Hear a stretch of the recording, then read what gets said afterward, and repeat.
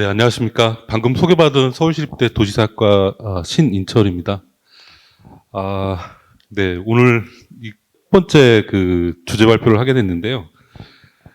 뭐 제가 이쪽 분야의 뭐 완전한 전문가는 아니지만 지금 사회를 맡아주고 계신 구혜란 박사님하고 이제 관련된 연구를 좀 진행을 하면서 거기서 얻었던 자료들을 기반으로 해서 좀 간략하게 자료를 만들었습니다. 지금, 그리고 이제 제 주제 발표 이후에 이제 두 개의 그 주제 발표가 있는데요. 거기서도 유사한 사례들, 물론 좀 방향성은 좀 다르지만 유사한 사례들이 있어서 그런 것들을 좀 종합적으로, 보시고 좀 도움이 되셨으면 합니다. 네. 사실 저 대학원 들었을 때, 이제 교수님들한테 많이 들었던 얘기들 중에 하나가, 우리가 이제 연구를 할 때, 특히 이제 양적 연구를 하시는 분들한테는 이 데이터가 진짜 중요하거든요. 그래서, 특히 저희 지도 교수님께서도 그런 그 말씀을 하셨는데, 일본 데이터를 얻으려고 일본 연구자랑 교류를 하면서 정말 구걸하다시피 데이터를 얻었다. 이런 말씀도 많이 하시고, 어떤 분들은 데이터 얻으려고 유학까지 갔다. 뭐 이런 얘기들을 하셨던 기억이 있습니다. 물론 이제 좀 극단적으로 말해서 호랑이 담배 필 때의 시절 얘기일 수 있겠으나 지금 현재 불과 그렇게 우리가 쉽게 연구자들이 원하는 주제를 분석하기 위해서 이렇게 쉽게 데이터를 얻게 된 지가 사실 그렇게 오래돼 있지 않습니다.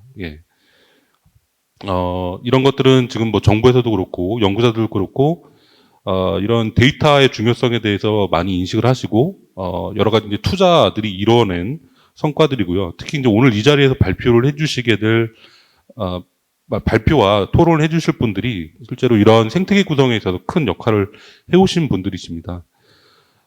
그래서 과거에는 주로 이제 이 데이터라는 거는 생산자가 자기만 쓰던 거 또는 내가 너하고 개인적인 인간관계 또 뭐 그런 것이 있으니까 내가 그냥 쓰게 해줄게. 이런 시대에서 지금 앞서 말씀드린 것처럼 데이터라는 것이 나 혼자만의 것이 아니라 모두가 쓸 수 있는 공공재로서 그리고 그 공공재를 기반으로 해서 또 다른 새로운 가치를 창출할 수 있다라고 하는 그런 인식들이 지금 커지고 있고요. 뭐 잘 알고 계신 것처럼 오픈 거버먼트 데이터 이니셔티브가 이제 확산해서 이게 이제 특히 이제 공공에서 생산하는 데이터들은 뭐 잘 알고 계신 것처럼 공공 포털처럼 거기에 이제 그 공개해서 많은 이용자들이 자유롭게 사용하실 수 있도록 하고 있습니다. 뭐 잘 알고 계신 또 하나 이제 그 데이터 3법이 발표되면서 그 데이터 3법이 이제 개정이 되면서 실제로 공공 데이터 개방은 거의 시대의 흐름이라고 하실 수 있겠습니다. 그래서 어떤 면에서 보면 지금 현재 한국은 세계 어느 나라 못지않게 정말 많은 데이터를 생산하고 있고요. 데이터 부족보다는 오히려 그러니까 생산된 데이터를 내 연구의 주제에 맞는 데이터를 찾지 못해서 오히려 활용하지 못하는 시대로 점점 커지고 있는 것이 아니냐. 그렇게 변하고 있습니다. 실제로 이런 시대의 흐름에 따라서 지금 한국에서도 특히 이제 가장 여러분들 연구자들이 가장 많이 사용하는 데이터들이 바로 이제 종단 데이터일 텐데요. 뭐 잘 알고 계신 것처럼 흔히 이제 대우 패널이라고 알려져 있는 한국 가구 패널 조사를 시작으로 해서 한국 노동 패널이 그 기반을 토대를 잘 다지고 그 다양한 국제 연구기관에서 그 패널 조사가 확산됐고 뭐 지금은 뭐 국제 연구기관뿐만 아니라 정부 산하의 연구소, 뭐 그다음에 이제 서울시도 서울 청년 패널 조사가 있으니까요. 다양한 지금 패널 조사들이 생산되고 있습니다. 근데 이제 예전에는 데이터가 없어가지고 내가 연구를 못하던 시절을 넘어서 이제는 이제 원하는 글쎄요, 뭐 여전히 데이터가 부족하다고 하시는 분들 많이 계시지만 마음만 먹으면 내가 내 연구에 필요한 데이터들을 쉽게 얻을 수 있는 시대가 되었고 그러다 보니까 이 데이터가 얼마나 가치 있고 의미 있는지를 잊어버리는 그런 사례들이 좀 있는 것 같고 이따 뒤에서도 말씀드리겠지만 이런 것들이 자료를 생산하는 사람들 입장에서 보면 정말 가슴 아픈 일이거든요. 그런데 이제 여튼 오히려 이렇게 데이터가 흔해지는 시대로 전환되다 보니까 오히려 생산 기관 입장에서는 이게 우리가 이거 계속해서 이 자료를 생산할 수 있을까라는 고민을 해야 되는 그런 그 상황에 놓여 있다 해도 과언이 아닙니다. 데이터를 생산하는 원래 이 데이터를 생산하고자 하는 목적에 기반해서 계속 데이터를 생산하고 있는데 외부에서는 그거에 대한 적절한 평가가 이루어지지 못하고 그러면서 이 여러 가지 내외적인 압력이 작용했을 때 생산자 입장에서는 사실 우리 데이터가 아무리 양질의 데이터를 열심히 생산하고 있다가 한 목소리를 높여봐야 이것이 잘 해결되지 못하는 그런 상황이 처해질 수도 있습니다. 그럴 때 오늘 이런 면에서 보면 제가 오늘 말씀드리게 될 이 공공 데이터를 비롯해서 현재 국내에서 생산되고 있는 다양한 종단 연구 자료들을 하나의 통합 플랫폼을 구축을 해서 이 서로 데이터를 공유하고 그걸 기반으로 새로운 가치를 만들어냈을 때 얼마나 의미가 있는지와 관련해서 조금 말씀을 좀 드리려고 합니다. 그래서 해외에서도 지금 그 다양한 종단 데이터를 통합해서 새로운 가치를 만들어내는 것이 얼마나 의미 있는지와 관련된 다양한 논의들이 진행이 되고 있는 반면에 국내에서는 이와 관련해서 아직까지 조금 데이터를 생산하시는 국제연구기관의 일부 연구자들에 한해서 이것에 대한 필요성에 대해서는 공감을 하시는데 아직까지 구체적인 논의가 좀 진행되고 있지는 못한 상황인 것 같습니다. 그래서 오늘 이 자리를 계기로 좀 관련해서 좀 몇 가지 말씀을 좀 드리려고 합니다. 근데 이제 앞서 몇몇 사례들이 있다 이렇게 말씀을 드리긴 했는데 안타깝게도 사실은 저희가 이제 물론 정보의 제한성 때문에 여러 가지 이제 발굴을 해봤지만 여전히 이런 그 공유 플랫폼을 통해서 데이터를 서로 통합하고 연계하는 이런 작업들은 아직까지 조금 여전히 미흡한 것도 사실입니다. 그리고 이제 뒤에서 말씀드리겠지만 이것을 위해서는 이제 다양한 이제 방법론이 좀 필요할 텐데 여튼 해외에서 지금 진행되고 있는 공유 선택이 어떤 것들이 있는지 영국과 호주 사례를 기반으로 해서 좀 말씀을 좀 드리려고 합니다. 그 중에서도 가장 조금 긴 시간을 들여서 말씀드리고자 하는 사례가 바로 영국의 이제 클로저입니다. 이 클로저는 뭐 잘 알고 계신 것처럼 영국에서는 그 내셔널 버스 코트라고 해서 1946년도에 첫 시계열 데이터가 코호트 조사가 서베이가 시작이 됐고요. 그 이후에 이제 한국처럼 다양한 서베이들이 지금 현재 진행되고 있습니다. 근데 문제가 이 코호트 조사가 코호트 조사나 뭐 패널 조사가 됐든 어쨌든 이런 데이터들은 다양한 주제를 한꺼번에 다 조사할 수 없기 때문에 한국 노동 패널이라든지 여성가족 패널이라든지 이런 것들처럼 특정 주제를 한정을 해서 또는 대상을 한정을 해서 조사할 수밖에 없지 않습니까? 그래서 코호트 조사가 갖고 있는 특징, 그러니까 그 패널을 오랫동안 추적 관찰하면서 그들의 시간적인 흐름에 따른 변화를 탐색하는 데는 이런 데이터들이 상당히 유용하지만 어쩔 수 없이 인구를 그러니까 조사 대상들을 제한할 수밖에 없고 주제를 제한할 수밖에 없고 그런 여러 가지 한계 때문에 전체 인구를 대상으로 조사한다든지 뭐 세대 간 연구를 한다든지 그다음에 이제 다양한 주제와 관련해서 좀 확대를 한다든지 이런 것들이 조금 상당히 어렵다. 또 하나 뭐 동거나 그다음에 한부모 가정 이런 것들을 보면 실제로 우리가 전체 모집단 수준에서 보면 분명히 되게 중요한 집단임에도 불구하고 샘플 서베이를 할 수밖에 없기 때문에 그런 레어 이벤트와 같은 사례들은 잘 조사가 안 되거든요. 그러니까 그런 대상들을 연구하는 데는 실제로 이런 특정 코호트를 대상으로 한 연구, 패널 조사 이런 것들이 상당히 좀 제한적일 수밖에 없습니다.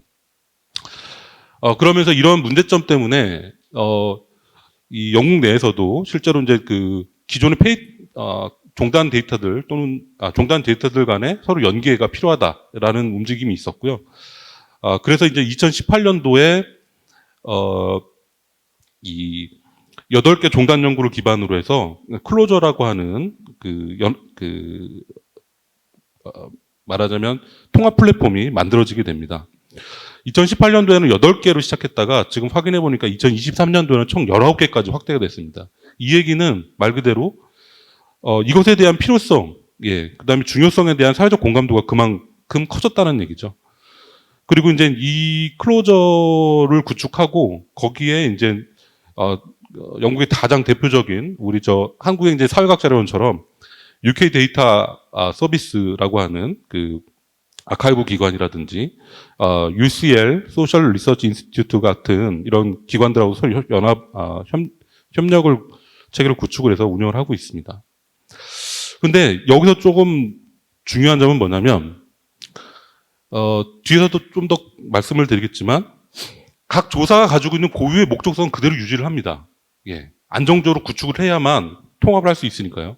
고유의 목적성은 유지를 하면서 뭐 특정 주제가 됐든 아니면 어떤 특정 시기에 사회적 이슈가 등장을 했을 때 여기 이 현재 파트너십을 구축하고 있는 데이터들 내에서 그 해당 주제에 맞는 데이터들을 뽑아서 재분석을 하거나 아니면 뭐 그 행정자료와 같은 데이터들과 연결시켜 가지고 새로운 데이터셋을 구축을 하고 아까 원장님께서 말씀하신 것처럼 그 증거 기반 정책들을 만들 때 새로운 그 자원으로서 활용할 수 있도록 제공을 하고 있습니다. 그런데 이제 이것을 하기 위해서는 가장 먼저 시작해야 될 것은 아카이브입니다. 뭐냐면 이 클로저도 마찬가지인데 이 클로저 디스커버리라고 해서 지금 아까 보셨던 화면에 보시고 계신 19개의 종단 연구들에 대한 일단 아카이빙이 먼저 돼야 됩니다. 그래서 문항, 데이터는 당연히 들어가야 되죠. 문항, 그 다음에 그런 것들이 다, 그러니까 그 다음에 이제 뭐 머티리얼, 이런 것들이 다 아카이빙이 돼서 실제로 이렇게 아카이빙이 되면 필요할 때마다 그것들을 통합해서 할 수가 있겠죠. 그래서 우선적으로 클로저 디스커버리를 통해서 별도의 이제 아카이브를 구축을 하고요. 이것들을 연구자들로 하여금 쉽게 그 19개의 그 데이터들이 서로 한눈에 비교하실 수 있도록 15개의 주제들로 토픽들로 나눠 가지고 이용자들에게 제공을 하고 있습니다. 그래서 이렇게 화면에 보시는 것처럼 간략하게 현재 빈도나 탐색 이런 것들을 빈도 같은 것들을 탐색하실 수 있도록 되어 있습니다. 이런 형태가 지금 현재 한국사회과학자료원이 이렇게 구축이 되고 있습니다. 모든 기관의 기관이나 연구자들이 기탁하는 데이터들이 이런 형태로 좀 구축이 되어 있거든요. 그런데 이제 지금 현재 수준에서는 요 다음 단계로 나가지 못하죠. 근데 여튼 뭔가 통합을 하든지 연계를 하든지 하려면 일단 기본적인 시작은 아카이빙이 되어야 합니다. 그 다음에 그냥 아카이빙만 해서 필요할 때마다 데이터를 접근해서 다운받는다. 그러면 사실은 유용성이 조금 덜하겠죠. 물론 이제 생산기관 입장에서 보면 본인 자료를 생산하는 기관들의 저변을 확대하는 측면에서 이 아카이브가 유용성을 가지고 있을 수 있으나 그것만으로는 좀 제한적일 겁니다. 실제로 뭐 새로운 주제를 발굴한다든지 이런 것들로 활용하기는 되게 어려울 거예요. 그래서 클로저에서도 에비던스 허브를 운영을 하고 있습니다.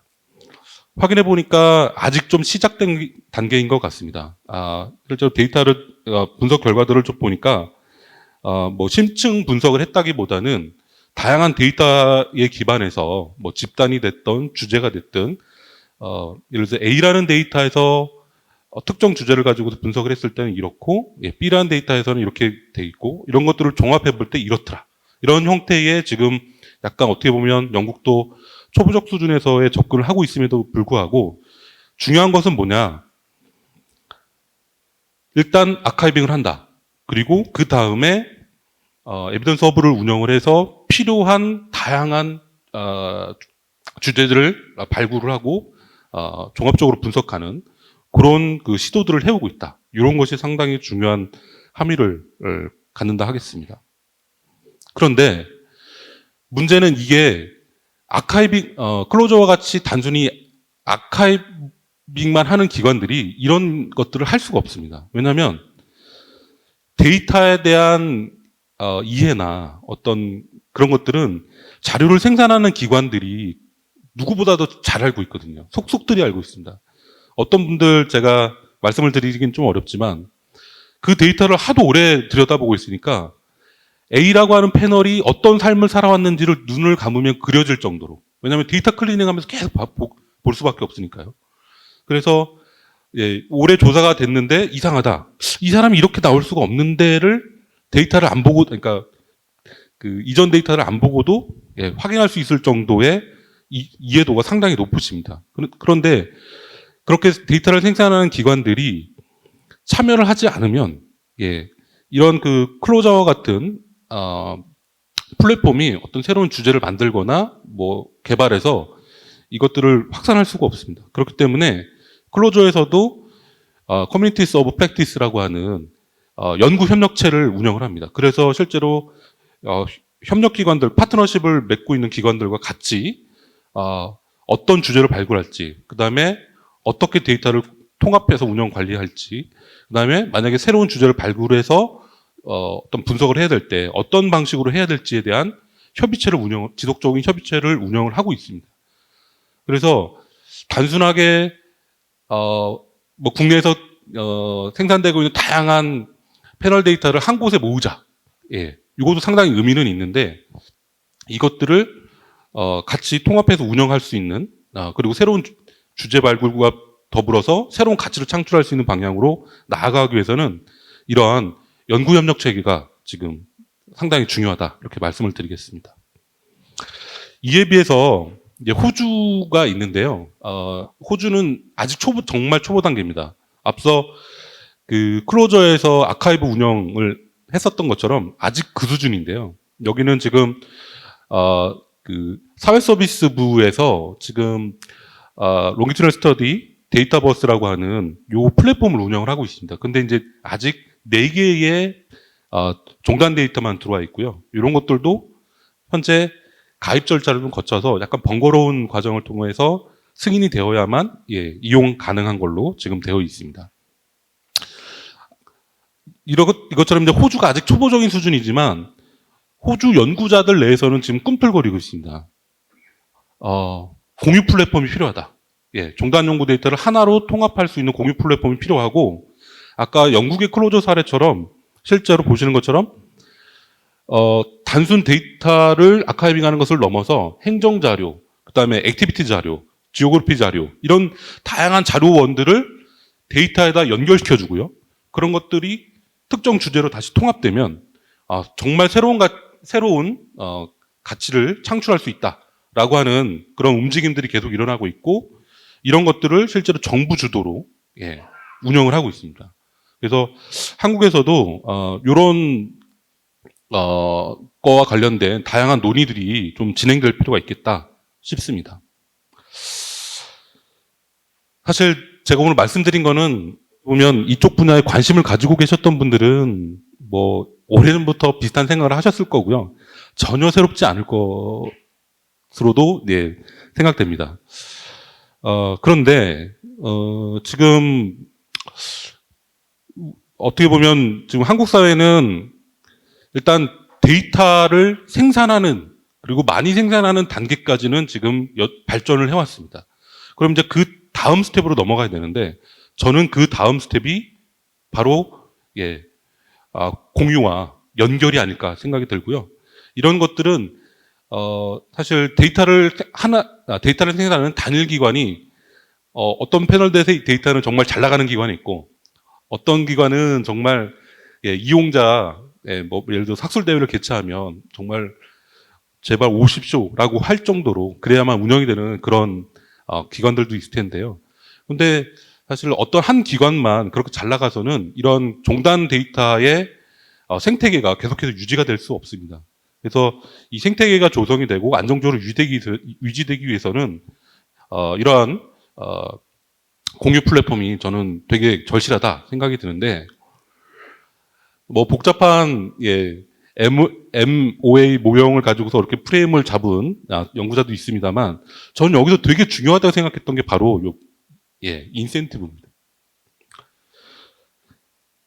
자료를 생산하는 기관들 보시면, 저도 그냥 미천하게나마 잠깐 경험이 있었습니다만, 데이터 나오면 클리닝하고, 작년 이전 데이터랑 비교를 해서 문제가 없는지 확인하고, 보고서 쓰고, 이런 것만 해도 정말 1년이 모자랍니다. 방법론 연구? 정말 택도 없죠. 그렇게 연구를 해봐야 기관에서 알아주지도 않고요. 정말 이 데이터를 생산하시는 분들이 얼마나 정말 고생을 많이 하시는지를 제가 너무나 뼈저리게 느끼고 있는데, 그런 상황에서 공유 플랫폼을 만들고 우리 같이 뭔가를 해보자라고 했을 때, 정말 그 데이터를 생산하시는 분들의 개인적 희생이 없으면 정말 쉽지 않을 거라 생각합니다. 그런데, 지금 한국에서 지금, 공공 데이터 개방이 필요하다. 그 다음에 뭐 증거 기반, 정책들을 만들자. 그래서 데이터를 계속해서 끊임없이 생산하자라고 말만 하고 있지, 실제로 데이터를 생산하고 이것들을 서로 뭐 협력하거나 연계하는 사람들에 대한 인센티브가 너무나 없습니다. 저는, 그렇다고 연구자들이 뭐 돈을 달라는 것도 아니고요. 그래서 우리 연계하면 뭐 100만 원 월급 100만 원 더 주세요. 이것도 아니거든요. 실제로 데이터를 생산하시는 분들은 연구자로서의 자긍심과 긍지가 상당히 높으신데, 이런 것들을 인정을 하고, 뭔가 새로운 가치들을 만들어내고 있다라는 것에 대한,